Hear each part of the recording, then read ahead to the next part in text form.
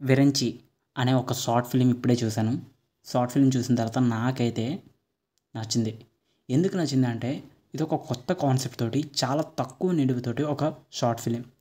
ఈ short film చూసిన తర్వాత సెకండ్ పార్ట్ ఏమవుతుందో మనకు తెలీదు. బట్ కానీ ఆ ట్విస్ట్ అయితే వదిలారు. ఒక గుడ్ కాన్సెప్ట్ తోటి వచ్చిన షార్ట్ ఫిల్మ్. దీంట్లో ప్లస్ పాయింట్స్ ఉన్నాయి అండ్ నెగెటివ్ పాయింట్స్ ఉన్నాయి. ప్లస్ పాయింట్ ఏంటంటే కొత్త కాన్సెప్ట్ని ఎంచుకోవడం.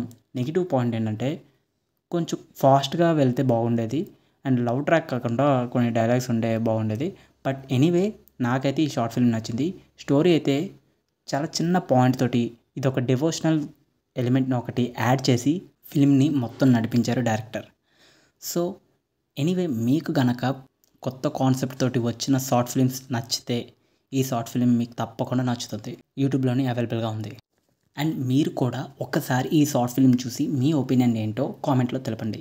ఒకవేళ మీకు కూడా కొత్త కాన్సెప్ట్ తోటి వచ్చిన షార్ట్ ఫిల్మ్స్ నచ్చితే ఈ షార్ట్ ఫిల్మ్ మీకు తప్పకుండా నచ్చుతుంది. అండ్ చాలామంది అనుకోవచ్చు షార్ట్ ఫిల్మ్స్కి ఏంట్రా రివ్యూస్ అని అనుకుంటారు.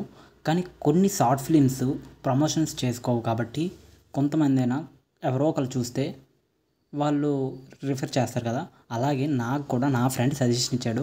'విరంచి' అనే షార్ట్ ఫిల్మ్ చూడమన్నాడు. జస్ట్ టైంపాస్ కానీ చూశాను. కానీ నాకైతే నచ్చింది. ఒకవేళ మీరు చూడకపోతే యూట్యూబ్‌లోనే అవైలబుల్‌గా ఉన్నది. Thank you. Signing off movie talk V Telugu channel. మీరు కనుక ఇప్పుడే ఆ షార్ట్ ఫిల్మ్ చూసి మీ ఒపీనియన్ ఏంటో చెప్పండి.